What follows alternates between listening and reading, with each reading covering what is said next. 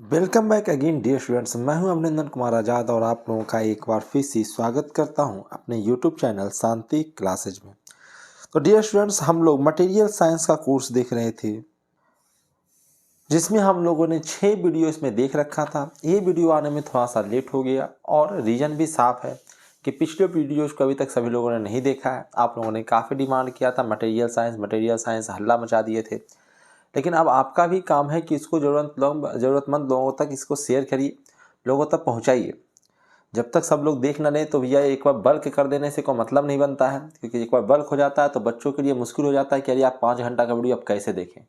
और जब आप एक एक करके देखते जाते हो तो आपको समय का पता नहीं लगता है और आपका पूरा कोर्स कंप्लीट हो जाता है। खैर, समय गंवाए हुए हम लोग शुरू करते हैं। मटेरियल साइंस जिसमें से हम लोगों ने 6 वीडियो देख रखा था, तो यदि आप लोगों ने उसको नहीं देखा है तो आपसे आग्रह है, डिस्क्रिप्शन में लिंक होगा, सबसे पहले आप जाकर सीक्वेंस से उसे जाकर देखकर आइए। आज हम लोग इस वीडियो लेक्चर में क्या देखने वाले हैं, तो इस वीडियो लेक्चर में हम लोग स्ट्रक्चर इम्परफेक्शन में लाइन डिफेक्ट्स को देखने वाले हैं। स्ट्रक्चर इम्परफेक्शन में हमने काफ़ी डिटेल में धीरे धीरे एक एक चीज़ों को देखा था, टोटल डिफेक्ट्स कौन कौन से हैं, और इन सब चीज़ों को हम लोग सिस्टमेटिक ढंग से पढ़ रहे हैं। पॉइंट डिफेक्ट्स को हम लोगों ने पिछले वीडियो में देख रखा है, तो इस वीडियो में हम लोग लाइन डिफेक्ट्स की ओर बढ़ रहे हैं। लाइन डिफेक्ट्स यानी कि डिसलोकेशन की हम बात कर रहे हैं। कहता है सर ये लाइन डिफेक्ट्स कहते किसे हैं, डिसलोकेशन कहते किसे हैं। देखो, अब मेरे वीडियो जो रहते हैं उसमें बहुत ही मैं सीरियसली पढ़ाई चलता है, समय मैं बर्बाद नहीं करता हूँ। ठीक है, कई बच्चे कहते हैं सर पहले बहुत मजाक वजाक किया करते थे, खुद कॉमेडी करते थे, अब उतना नहीं करते हैं। तो एक तो भैया मैं भी थोड़ा सा उम्र बढ़ रहा है तो सीरियसनेस ज़्यादा आ रहा है, और मैं भी इस बातों को समझ रहा हूँ कि टाइम बहुत लिमिटेड होता है, और आप भी ऐसे कंडीशन में आ गए हो। ठीक है, जो कॉलेज में बच्चे हैं उसको तो खूब मजा आता है, लेकिन अभी है जो बहुत टाइम इतना क्रूशियल हो गया कि जाता है कितनी जल्दी नौकरी लग जाए, कितना कम से कम समय में हमें अधिक से अधिक इन्फॉर्मेशन मिल जाए। ऐसे भी मटेरियल साइंस जिन टीचर ने मुझे पढ़ाया था उन्होंने भी साफ साफ कहा था कि अब तुम छोटे बच्चे नहीं रहे हो कि तुम्हें बच्चों की तरह पढ़ाया जाए। तुम इंजीनियर बनने वाले हो, सबसे बेस्ट एग्जाम, सबसे टॉपेस्ट एग्जाम को आप क्रैक करने वाले हो, तो वो सीरियसनेस चाहिए। वो पढ़ाते हुए रहते थे कि लिखते भी जाओ, मैं समझाता भी जा रहा हूँ और तुम लोग को जो भी लगता है वो अपने से लिखते भी जाओ। तो ये सीरियसनेस होना चाहिए क्योंकि इस लेवल पे आप पहुंच चुके हो। खैर, अब हम लोग शुरू करते हैं। कहता है लाइन डिफेक्ट्स क्या है, तो कहता है a dislocation is defined as the boundaries between slipped and unslipped portion of the crystal. कहता है डिसलोकेशन किसे कहते हैं, डिसलोकेशन कहाँ पे है भाई, तो डिसलोकेशन क्या है जी, तो एक प्रकार का बाउंड्री है, एक लाइन बाउंड्री है। इस बाउंड्री घर में खींचते हो ना, कहता है ऐसे बाउंड्री खींचते हो या फिर ऐसे खींचते हो, कहीं भी किसी प्रकार से बाउंड्री आप डालते हो। कहता वही बाउंड्री है किसके बीच, कहता between slipped and unslipped portion of the crystal. जो स्लिप कर गया, कहता स्लिप मतलब वैसा ही से आटा रखो। ठीक है, आटा रखिए, आटा को लोइया बनाते हैं गोल गोल ऐसे ऐसे, तो इसमें क्या करते हैं थोड़ा सा का स्लिप कर दो, यहाँ से टेढ़ा कर दो, इतना उठा के नीचे कर दो, यानी कि यहाँ से तुमने फोर्स लगाया तो क्या हो जाएगा, यहाँ से ये जो पोर्शन है, मैं आपको दूसरे कलर से दिखाता हूँ, ये जो पोर्शन है वो हट के पीछे आ गया थोड़ा सा, तो ये क्या कहलाएगा, था स्लिप। कहता कहाँ पे स्लिप हुआ, कहता इस लाइन पे हुआ, तो यही लाइन क्या है, डिसलोकेशन लाइन है। ठीक है, इसी को कहते हैं डिसलोकेशन या डिसलोकेशन लाइन। तो आपको समझ में आया कि स्लिप पोर्शन और अनस्लिप्ड पोर्शन के बीच जो बाउंड्री होती है उसी को हम कहते हैं डिसलोकेशन या डिसलोकेशन लाइन। वैसे मैंने यहाँ पे डायग्राम बनाकर आपको समझाने की कोशिश किया है। ठीक है, अगर दिख जाता है तो बहुत अच्छा, नहीं दिख रहा है कुछ नहीं, गूगल आप करिए, वहाँ पे आपको 3D में डायग्राम मिल जाएगा। यहाँ तो मैंने हाथ से बनाकर दिखाया क्योंकि आपको मेंस भी तो एग्जाम लिखना है, 3D में डायग्राम देख लोगे और नहीं बना पाए, ठीक है, तो उसमें भी आप कैसे बनाना है, तो देखो मैंने बताया भी है कि कहाँ पे मान लेते हैं यहाँ पे स्लिप हो गया, मैंने एक प्लस एज डिसलोकेशन दिखाया और नेगेटिव एज डिसलोकेशन दिखाया, दोनों दिखाया मैंने। ठीक है, किस प्रकार से आपका स्लिप हो रहा है। ठीक है, तो इस प्रकार से आपको चीज़ें दिखाई गई है। यही नहीं, स्क्रू डिसलोकेशन को भी दिखाया गया कि किस प्रकार से अगर आप घुमा दिए तो देखो थोड़ा सा जैसे आटा घुमा देते हो तो लम्हर जाता है एक तरफ से लम्हर के नीचे हो गया, तो यहाँ पे आपको डिसलोकेशन हो गया, ये आपका डिसलोकेशन लाइन है जिसके क्रॉस ये डिसलोकेशन हुआ है। अब देखो यहाँ पे आपको दिख रहा है कि यहाँ पे मल्टी प्लेन में डिसलोकेशन हुआ, तो इसको कहते हैं मल्टी प्लेनर डिसलोकेशन या स्क्रू डिसलोकेशन। ठीक है, और ये आपका डिसलोकेशन लाइन जो कि मैंने अभी बताया कि ये डिसलोकेशन लाइन है आपका। ठीक है, तो ये था बेसिक डिसलोकेशन है। कहता डिसलोकेशन होता क्यों कि एटम यार इधर से उधर चला जाता है। कहता चला जाता है सर तो पॉइंट डिफरेंस होना चाहिए। कहता एक एटम जाएगा तब ना, एक दो एटम चला गया। अगर एक ही साथ एक जगह से बल्क वाला एटम इधर से उधर चला गया, ये पॉसिबिलिटी है ना कि ऑल एटम जंप साइमल्टेनियसली, एक ही साथ सब उछल के इधर से उधर चल जाए। ठीक है, तो इसी से आपको यही जो है वो स्लिप कंट्रीब्यूशन करता है, यही जो है वो स्लिप में कंट्रीब्यूट करता है। कहता है इससे चांस है कि 80% आपका परमानेंट डिफॉर्मेशन हो जाएगा। कभी कभी होता है कि जाता है और वो वापस लौटा जाता है, जैसे इलास्टिसिटी होता है उस प्रकार से होता है। ठीक है, लेकिन बहुत ये 80% चांस है कि अगर इस प्रकार से ये एटम एक जगह से उछल के सबके सब उछल के दूसरी जगह चला गया तो 80% चांस है कि वो परमानेंट डिफॉर्मेशन हो जाएगा। ठीक है, अब ये सब याद नहीं करना, ये आपकी इन्फॉर्मेशन के लिए बताया जा रहा है कि आपको पता होना चाहिए कैसे क्या हो रहा है। ठीक है, जो इंपॉर्टेंट रहता है मैं पहले ही बता देता हूँ आपको कि इंपॉर्टेंट है, लेकिन कुछ चीज़ें आपको ऐसे ही पता होना चाहिए। जैसे ट्विन आपको ट्विन बाउंड्रीज आपने पढ़ा होगा सरफेस में। कहता है वो यहाँ पे भी क्या हो सकता है, कहता है कि ट्विन जो है वो less participate in permanent deformation, वो जो है बहुत ही कम जो है यहाँ पे देखने को मिलता है, इसलिए हम इसको पढ़ते भी नहीं, यहाँ पे देखते भी नहीं है। कहता है ये ट्विन होता क्या है सर, कहता है 1 by 1 एटम जंप्ड। एक तो है कि एक ही साथ सबके सब एटम जंप कर जाए, एक होता है कि भैया कि आपका 1 by 1 एटम जंप करे। कहता है ये देखने को आपको बहुत कम मिलता है, तो इसको हम ज़्यादा पढ़ेंगे भी नहीं। अब यहाँ पे एक बर्गनर वेक्टर है। कहता है ये क्या होता है सर, इसके बारे में पूछा जाता है, तो उसके बारे में देख लेते हैं हम लोग। तो कहता है कि बर्गनर वेक्टर जो होता है वो मूवमेंट को दिखाता है कि मूवमेंट जो है वो डिसलोकेशन का वो लैटिस में किधर हुआ है। ठीक है, कहता है it is defined as a vector which describe the direction and magnitude of movement of dislocation within the lattice। Direct भाई वेक्टर है तो वेक्टर में क्या होता है, मैग्नीट्यूड होगा जो दिखाएगा कि भाई कितना हुआ डिसलोकेशन, और मूवमेंट किस डायरेक्शन में हुआ है वो उसका नोकी बताएगा। तो ये एक वेक्टर होता है बर्गनर वेक्टर, जो कि क्या बताता है जी, कहता है ये जो बताता है वो मूवमेंट को बताता है कि आपका जो डिसलोकेशन हुआ है वो किस डायरेक्शन में हुआ है। जैसे मैंने कई जगह पे आपको बर्गनर वेक्टर बना के दिखाया होगा फोटो में, वरना थोड़ा सा आगे भी हम लोग देखेंगे उस चीज़ों को। कहता आगे पहले इसमें देख लेते हैं, जो कि इम्पॉर्टेंट है उसको पहले देख लो, ज़्यादा समझ में आए या ना आए लेकिन कम से कम एग्जाम में जो क्वेश्चंस आएगा वो बन जाना चाहिए।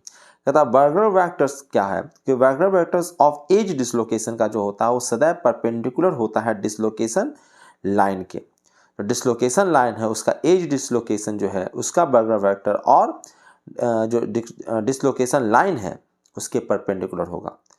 कहता है एज डिसलोकेशन का जो बर्गनर वेक्टर निकालोगे वो सदैव किसके परपेंडिकुलर होगा, ये तो कहता है डिसलोकेशन लाइन के परपेंडिकुलर होगा। और ये बात काफ़ी इंपॉर्टेंट है तो उसको याद रखिएगा, बार बार पूछा जाता है। एक और है, कहता है कि edge dislocation will have 2 degree of freedom. Edge dislocation जो होता है उसका डिग्री ऑफ फ्रीडम 2 होता है, ये याद रखिएगा। 1 डिग्री ऑफ फ्रीडम मत कर दीजिएगा, एज डिसलोकेशन का 2 डिग्री ऑफ फ्रीडम होता है। अब 2 टर्म्स और देखने हैं आपको। कहता डिसलोकेशन जो है वो मोशन करता है, डिसलोकेशन मूव करता है, मूवमेंट होता है उसमें। तो कहता उसका मूवमेंट जो होता है भाई वो 2 प्रकार का होता है, एक ग्लाइड मूवमेंट होता है, एक क्लाइंब मूवमेंट होता है। ग्लाइड करता है और क्लाइंब माने चढ़ना। ठीक है, तो 2 प्रकार का मोशन मूवमेंट देखने को मिलता है डिसलोकेशन में। कहता ये होता क्या है सर, कहता ग्लाइड मतलब होता है, glide motion denotes the movement of a dislocation. किसका मोशन है भाई, कहता मूवमेंट ऑफ डिसलोकेशन को डिनोट करता है in the direction parallel to the closed packed plane. अगर क्लोज पैक्ड प्लेन के डायरेक्शन में अगर आपका डिसलोकेशन मूव कर रहा है तो उसको कहते हैं कि ग्लाइड कर रहा है वो। ठीक है, क्या कर रहा है, ग्लाइड कर रहा है। वहीं क्लाइंब मोशन क्या है जी, तो कहता है कि denotes the movement of edge dislocation perpendicular to CPP closed packed plane. कहता क्लोज पैक्ड प्लेन की परपेंडिकुलर डायरेक्शन में यदि डिसलोकेशन मूव कर रहा है तो उसको हम कहते हैं क्लाइंब मोशन या क्लाइंब मूवमेंट। ठीक है, क्लाइंब मूवमेंट ऑफ डिसलोकेशन। याद रहेगा इस चीज़ें, बस एकदम बेसिक ऑब्जेक्टिव में तो आना है, तो ऑब्जेक्टिव में बस ये चीज़ें आपको याद रखोगे कि भैया मैंने ग्लाइड मैंने क्या, तो कहता ग्लाइड मतलब कि डिसलोकेशन मोशन कर रहा है perpendicular to the close packed plane. ठीक है, क्लाइंब मतलब क्या है ये, कहता क्लाइंब मतलब डिसलोकेशन मोशन कर रहा है perpendicular to the CPP close packed plane. चलिए, उम्मीद है ये समझ में आ गया होगा, तो हम लोग आगे बढ़ते हैं। कहता चूंकि एग्जाम में आता है तो कुछ और इन्फॉर्मेशन इसके बारे में ले लेते हैं। कहता ग्लाइड मोशन, ठीक है, ग्लाइड मोशन के बारे में थोड़ा सा और इन्फॉर्मेशन लेते हैं। कहता glide motion contribute to permanent deformation at low temperature. Low temperature पे परमानेंट डिफॉर्मेशन देने वाला जो मोशन है वो है ग्लाइड मोशन। डिसलोकेशन जो है वो parallel to the close packed plane के डायरेक्शन में अगर परमानेंट मोशन हो जाता है तो इसका मतलब है कि ये लो टेम्परेचर पे ये परमानेंट डिफॉर्मेशन हो गया है, क्या है। और ये ग्लाइड मोशन जो है, ये भी याद रखिए, ग्लाइड मोशन जो है वो सिंगल प्लेन मोशन है। ग्लाइड मोशन एक ही प्लेन में ये मोशन होगा, ग्लाइड मोशन। ऊपर से अगर हम क्लाइंब मोशन की बात करें, ये कहाँ हिल रहा है जी, कहता है अगर हम क्लाइंब मोशन की बात करें, ठीक है, क्लाइंब मोशन की अगर हमारी बात करें तो climb motion contributes to permanent deformation at high temperature. कहता है जो क्लाइंब मोशन है वो परमानेंट तभी होगा जब टेम्परेचर हाई है, वरना वो अगर छोड़ोगे जैसे उसको डिफॉर्मेशन करके तो फिर से बैक आ जाएगा, उसमें इलास्टिसिटी के कारण वो फिर से रिटर्न बैक आ जाएगा। और ये जो क्लाइंब मोशन है वो एक मल्टीप्लेन मास ट्रांसपोर्टेशन है, मल्टीप्लेन मास ट्रांसपोर्टेशन है, ठीक है, ये याद रखिएगा, ठीक है। ये भी एग्जाम में ऑब्जेक्टिव में आता है, कहता है मल्टीप्लेनर, इसमें मास ट्रांसपोर्टेशन कौन है जी, तो कहता है क्लाइंब मोशन, ठीक है। आगे बढ़ते हैं हम लोग स्क्रू डिसलोकेशन में।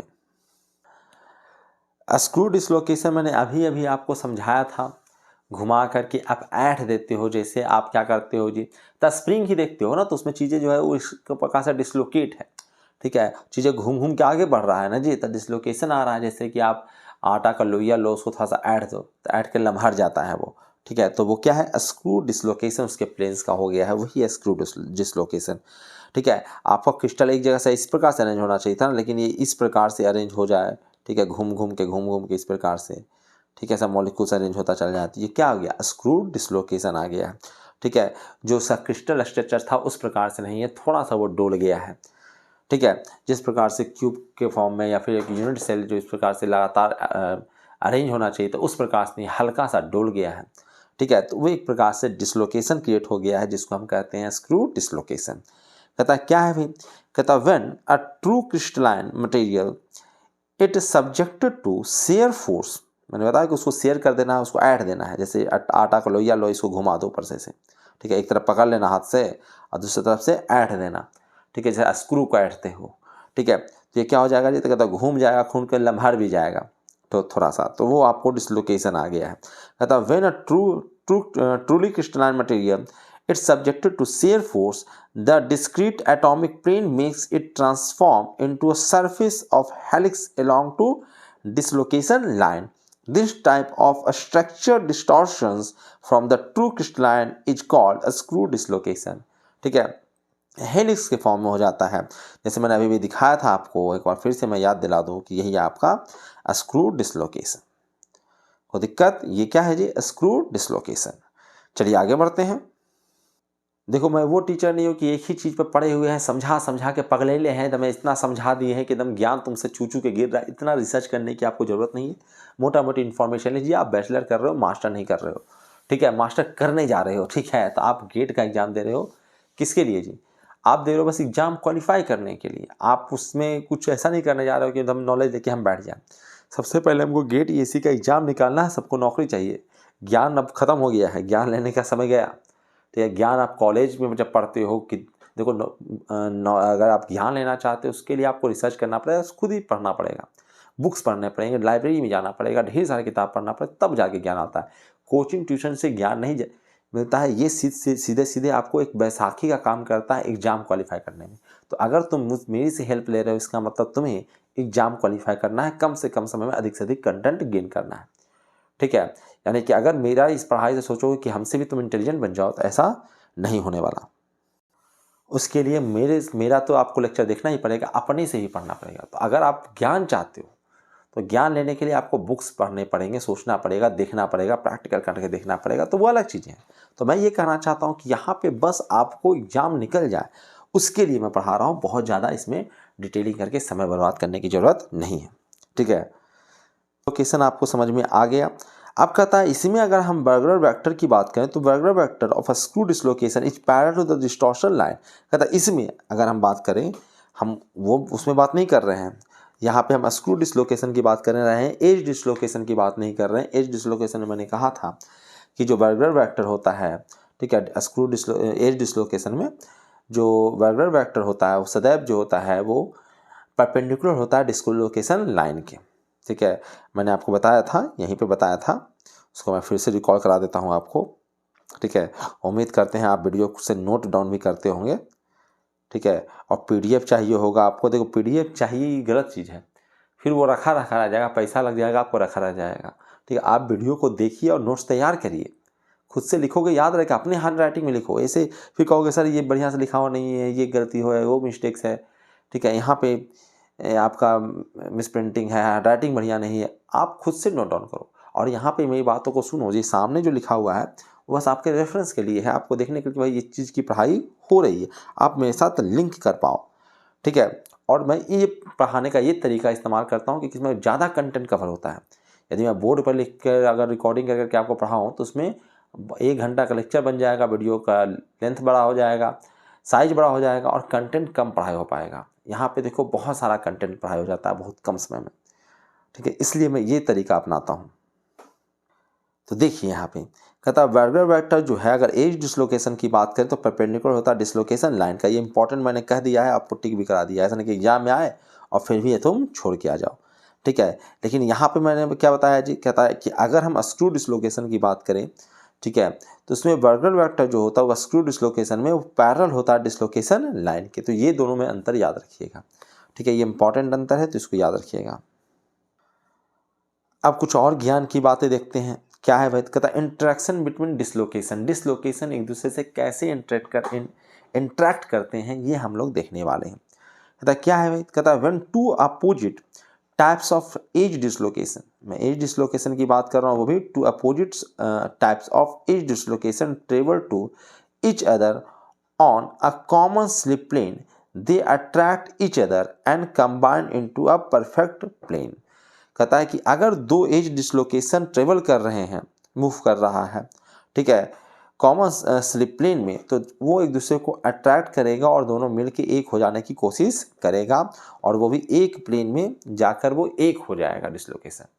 ठीक है, ये डिसलोकेशन का ये मूवमेंट बहुत ज़रूरी है ताकि हम लोग ये देख सके कि डिसलोकेशन को कैसे हम ख़त्म कर सकते हैं। अगर टेढ़ा हो गया है मटेरियल तो होता है जैसे पीट को सीधा करने की कोशिश करते हो, तो पीटने से जानते हो पीट के अगर तुम लोहा को सीधा कर दोगे तो उसमें स्ट्रेस ना आ जाएगा जी।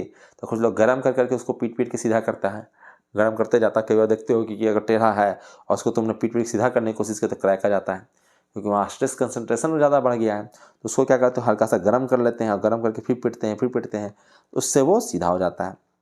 ठीक है, उसमें डिसलोकेशन सही कैसे होगा, कैसे सही मूवमेंट होगा, यही तो देखना है, ये तो पढ़ना है हम लोग को। ठीक है, बाकी लोग एक्सपीरियंस किससे करते हैं, हम लोग किससे करेंगे जी, तो हम लोग इंजीनियर हैं तो हम लोग पढ़ाई लिखाई के अनुसार करेंगे, अपने नॉलेज के बेसिस पे करेंगे कि ऐसा करेंगे तो ऐसा होगा ही। लोग अनुभव के आधार पर करता है, क्योंकि बाप दादा इसको ऐसे ही करते आया है, ऐसे हथौड़ी से एक हथौड़ी इधर से मार देता है, हथौड़ी उधर से मार देता है, तो ऐसा हो जाता है। अब उससे क्या इंटरनली दिक्कत आ गया ये थोड़ी ना उनको पता है कि मॉलिक्यूल्स उसका जो है वो किस प्रकार से चला गया, ऐसा वो मजबूत हुआ है कि वो कमज़ोर हो गया है। ठीक है, जैसे आपको मोड़ना है, मार के तुम हंसुआ बना दिया मोड़ के, तो कमज़ोर ना हो गया जी अगर आपने कोल्ड वर्किंग कर दिया है उस पर। तो अब इससे जाके हंसुआ से काटने जाओगे पेड़ पौधा को तो पता लगेगा तुम्हारा हंसुआ ही टूट गया, ले सब गोबर। ठीक है, तो ऐसे नहीं करना है ना, वो उसको नहीं पता है, उसको कहा कि पजाना है तो ले पजाना था उसको जाके कहाँ पे, तो उसको पजाना था उसको ग्राइंडर पे और उसको मार के चपटा कर दिया। ठीक है, तो चपटा कर दिए तो कमज़ोर ना हो गया, तो कब चपटा करना है, कब ग्राइंडिंग, आप ग्राइंडिंग तुमने किया एकदम नोकीला कर दिया एकदम शार्प, और उसका एज इतना कमज़ोर हो गया कि एक पेपर मारा उसका एज टूट गया, भोतरा गया। तो वो भी देखना है। तो कई जगहों पे जो है वो पजाया जाता है, ग्राइंडिंग किया जाता है। ठीक है, कई जगहों पे क्या होता है जी, तो हॉट वर्किंग हंसुआ वगैरह पीट के उसको नोकीला बनाया जाता है। ठीक है, ताकि वो मजबूत रहे। तो हर जगहों पे अलग अलग व्यवस्थाएं की जाती है। ठीक है, और कब क्या करना है, कितना करना है, ये किसको पता होगा, ये इंजीनियर्स को पता होगा, हमें पता होगा इसका मॉलिक्यूल का क्या हश्र हो जाने वाला है, तुम क्या कर रहे हो उसके साथ। तो ठीक है, तो हम डिसलोकेशन के यहाँ पे मूवमेंट देख रहे हैं कि डिसलोकेशन टेढ़ापन जो आ गया है वो किस प्रकार से कंबाइन होगा, हटेगा, इन सब चीज़ों को देख रहे हैं। कहता when two opposite types of edge dislocation, अगर एज डिसलोकेशन और दो अलग अलग टाइप का, मतलब अपोजिट टाइप का, एक प्लस वाला एक माइनस वाला है, दोनों मिलाकर एक जगह इधर से डिसलोकेशन आ गया, एक बार इधर से, एक तरफ उधर खिसक गया, एक तरफ इधर खिसक गया, दोनों अगर मिल जाता है तो कम न जाएगा जी, मिलेगा क्या। कहता है ट्रेवल टूवर्ड्स ईच अदर, अगर एक दूसरे को ट्रेवल करता ऑन पैरेलल स्लिप प्लेन्स में अगर वो ट्रेवल करता है तो a group of vacancies are form between them, तब अगर ऐसा होता है तो एक ग्रुप ऑफ वैकेंसीज बनना शुरू होगा या बनेगा, ठीक है, अगर एक दूसरे के पास आ गया तो, ठीक है। क्या समझे जी, कहता है कि दो गो अपोजिट टाइप का डिसलोकेशन, एक प्लस वाला डिसलोकेशन है, एक तरफ माइनस वाला डिसलोकेशन, और वो ट्रेवल करके एक दूसरे की तरफ आ रहा है। और कब कैसे आ रहा है, कहता है कि जो है वो पैरेलल स्लिप प्लेन्स में आ रहा है, तो ऐसे स्थिति में ये चांस है कि ढेर सारा वैकेंसीज जो है वहाँ पे फॉर्म होगा, बनेगा, ठीक है, उन दोनों के बीच में। एक चीज और है थर्ड, कहता इसमें क्या है जी, कहता when two similar type of edge dislocation वो भी सिमिलर टाइप का है, ठीक है, दोनों प्लस वाला है या फिर दोनों को माइनस वाला है। कहता ट्रेवल टुवर्ड्स ईच अदर, दोनों एक दूसरे की तरफ आ रहा है, ठीक है, on a common slip plane, एक ही स्लिप प्लेन में एक दूसरे के पास आ रहा है। देर रिपेल ईच अदर, दोनों एक दूसरे को क्या करेगा जी, कहता है रिपेल करेगा, एक दूसरे को दूर ढकेलने की कोशिश करेगा, एक दूसरे के पास नहीं आएगा, ठीक है। तो ये भी आपको ध्यान देना है। तो देखो जो चीज़ मैंने प्रैक्टिकली आपको समझा रहा था, अगर आप लोग लोहे वगैरह काम करते हो, क्योंकि मैं तो विश्वकर्मा हूँ भैया, तो मेरे यहाँ तो बचपन से होता रहा है, तो मैं चीज़ों को समझ लेता हूँ, देख लेता हूँ और आसानी से उसको अंडरस्टैंड कर लेता हूँ। आप लोग जो चीज़ें नहीं की हो तो उस लोग चीज़ों को जो मुझे ऑब्वियस लगता है आप लोगों को लगता है ये कैसे हो जाता है, ठीक है। तो वही बात अगर आपने देखा है तो देखी होगी कि कोल्ड वर्किंग अगर हथौड़ी से मार मार के हम लोग कर रहे हैं, ठीक है, बचपने में हथौड़ी से मार मार के खिलौना बनाते थे तो क्या हो जाता था वो हम लोग देखे हुए हैं। कहता अगर कोल्ड वर्किंग है of metal results in increase the number of dislocation, अगर कोल्ड वर्किंग करोगे, मैंने बताया है कि अभी मार मार के हथौड़ा सा चपटा करोगे, टेढ़ा रंगड़ा करोगे, तो उससे क्या होगा जी, डिसलोकेशन बढ़ेगा, ठीक है। और डिसलोकेशन अगर बढ़ा दिया तो this entropy of lattice increase, entropy lattice का इंक्रीज कर जाएगा, डिसलोकेशन बढ़ेगा, लैटिस उसका एनर्जी बढ़ जाएगी। तुम हथौड़ी से पीट रहे हो, एनर्जी जा खा रहा है, तो कुछ एनर्जी तो भाई उसको हीटअप कर दे रहा है, कुछ एनर्जी वो एब्जॉर्ब भी तो कर रहा है, सोख भी तो रहा है उसके मॉलिक्यूल्स, तब एनर्जी जा रहा है, सबसे वो बढ़िया वाला फॉर्म में था, तुमने उसको पीट दिया, गर्म हो गया बेचारा, ठीक है। तो इससे क्या होगा जी, कहता है कि डिसलोकेशन बढ़ गया, एंट्रोपी लैटिस का बढ़ गया, ठीक है। रैंडमनेस इन ओरिएंटेशन बिटवीन सीपीपी वो भी इंक्रीज हो गया, ठीक है।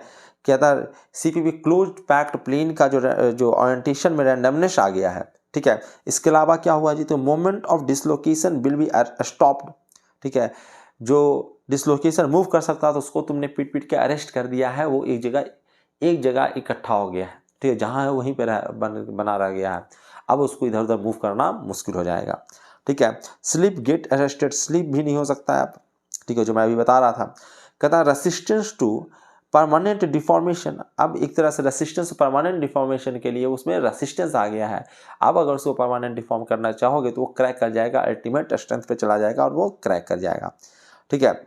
इससे क्या होता है जी, कहता स्ट्रेंथ क्या होगा, तो स्ट्रेंथ और हार्डनेस बढ़ गया, पीटने से मटेरियल एक जगह इकट्ठा ना हो गया जी कोल्ड वर्किंग से, ठीक है, तो कम वॉल्यूम में ज़्यादा मटेरियल चला गया तो स्ट्रेंथ बढ़ जाएगा, हार्डनेस बढ़ जाएगा मटेरियल का, लेकिन डक्टिलिटी कम गया ना, ब्रिटल हो गया है वो मटेरियल, कांच जैसा हो गया, क्षणभंगुर हो गया है, उसको दीवार पे मारोगे तो हो सकता है तुम्हारा हंसुए टूट जाए, ठीक है। तो ये मैंने प्रैक्टिकली आपको समझा दिया इस सब चीज़ों को, ठीक है। और जब टीचर है भाई डिपेंड करता है, अलग अलग टीचर हैं, अलग अलग लोगों का नॉलेज है, कई लोग तो बहुत बड़का बड़का रिसर्च करके बैठे हैं, हम लोगों ने तो उसको प्रैक्टिकली बस देखा है, ठीक है। अब कुछ लोग इस पर जीवन दिए हुए हैं तो वो तो जाहिर सी बात है मुझसे ज़्यादा ही जानते होंगे क्यों करना, लेकिन इस प्रकार से बहुत कम ही लोग आपको समझाते होंगे, ठीक है, क्योंकि बहुत अधिकतर लोग जो है वो बस पढ़े हुए रहते हैं, चीज़ों के देखे हुए नहीं रहते हैं, ठीक है। चलिए, तो उम्मीद करता हूँ आपको यहाँ पे मदद मिला होगा। एक आखिरी लाइन है इसमें, वो क्या है जी, कहता है दिस इंक्रीज, कहता है दिस मतलब कोल्ड वर्किंग की बात कर रहा हूँ मैं, कि this increase in strength and hardness, cold working से आपका स्ट्रेंथ और हार्डनेस बढ़ जाएगा, और खुश मत हो जाओ इससे, ठीक है, कि जितना जरूरत उतने कोल्ड वर्किंग करो, क्योंकि हार्डनेस और स्ट्रेंथ तो हार्डनेस तो तुमने बढ़ा दिया, उसको पीट पीट के एक जगह मटेरियल वॉल्यूम कम कर दिए तुम, और उसमें मटेरियल बढ़ गया तो डेंसिटी बढ़ गया, डेंसिटी बढ़ गया मतलब हार्डनेस बढ़ गया, और हार्डनेस बढ़ गया मतलब स्ट्रेंथ भी बढ़ गया, ठीक है। पर due to cold working is called strain hardening, कहता है ये जो तरीका जो तुमने अपनाया है कोल्ड वर्किंग करके तुमने हार्डनेस बढ़ा दिया है, इसको कहते हो स्ट्रेन हार्डनिंग कहते हैं, पीट पीट के जो तुम हार्डनेस उसका बढ़ा दे रहे हो। अब क्या होगा, जैसे कि कोई मटेरियल था, ठीक है, और उसमें तुम अगर नाखून धंसा रहे थे, धंस जा रहा था नाखून, या फिर कुछ कुछ ऐसे रगड़ रहे थे तो रगड़ा जा रहा था उसका सरफेस, ठीक है। बालू डाल दे रहे थे, बालू डाल के रगड़ दे रहे हैं तो उस लोहे का जो सरफेस था रगड़ा जा रहा था, ठीक है। या बालू का टुकड़ा रख के उसको मार दे रहे थे, दबा दे रहे थे तो उसमें धंस जा रहा था सरफेस में। पर इसी को अगर मार मार के हथौड़ा से और हम दबा दें तो ये बहुत ज़्यादा कठोर हो जाएगा, और तब जाके इसमें अगर तुम बालू से रगड़ना चाहोगे, इसको खरोचना चाहोगे नाखून से, ब्लेड से, तो वो अब ज़्यादा स्ट्रेंथ आ गया, हार्डनेस उसका बढ़ गया है सरफेस का। अब उसको खरोचना या ब्लेड से उस पर निशान लगाना संभव नहीं है। मतलब लोहा को भी तुम ब्लेड से निशान लगा सकते हो, लेकिन उसको एक बार पीट पीट के हमने हार्ड कर दिया तो वो लगाना मुश्किल हो जाएगा, यानी कि वो हार्ड हो गया है, यानी कि उसका स्ट्रेन हार्डनिंग हो गया, स्ट्रेन बढ़ गया है, जिसके कारण उसमें स्ट्रेन हार्डनिंग हो गया है, ठीक है। इसे हम एक और नाम से जानते हैं, वर्क हार्डनिंग के भी नाम से जानते हैं। अब ये क्या चीज़ है समझ में आ गया कि कोल्ड वर्किंग करते हैं हम लोग। अगर हम भी ठंडा लोहा को बस हथौड़ा से पीट रहे हैं, उसको दबा रहे हैं, किसी प्रकार से हमने छेदा में दबा के उसको किसी प्रकार से दबा दिया, मतलब गर्म नहीं किया, इसी प्रकार से उसको हम मार पीट रहे हैं। वर्किंग मतलब यही ना होता, टेढ़ा लगा करना। कहता इससे क्या हो जाएगा जी, कहता इससे उसमें हार्डनेस आ जाएगा, और इस प्रोसेस को कहते हैं हम लोग स्ट्रेन हार्डनिंग, ठीक है। और या फिर इसको एक और नाम से जानते हैं, कौन सा हार्डनिंग जी, तो कहता है वर्क हार्डनिंग, ठीक है। वर्किंग करने से कारण इसमें हार्डनिंग आ गया, जिसके कारण हम इसको बोल जानते हैं वर्क हार्डनिंग के नाम से, ठीक है। तो इसको याद रखिए, काफ़ी इंपॉर्टेंट है, ठीक है। अगला टॉपिक है आपका सरफेस डिफेक्ट्स, जिसको हम लोग नेक्स्ट वीडियो में देखेंगे, इसमें नहीं देखेंगे, नेक्स्ट वीडियो में हम लोग सरफेस डिफेक्ट्स को भी देखेंगे। और आज इंडिया और इंग्लैंड का मैच चल रहा है, तो उसका भी आनंद लेना है आपको। आपको नहीं, मुझे लेना है ना, आप लोग तो पढ़ाई करना है। और ऐसे भी जिस दिन वीडियो तुम देख रहे हो उस दिन थोड़ा ना मैच हो रहा होगा, ठीक है। तो आनंद तो मुझे लेना है।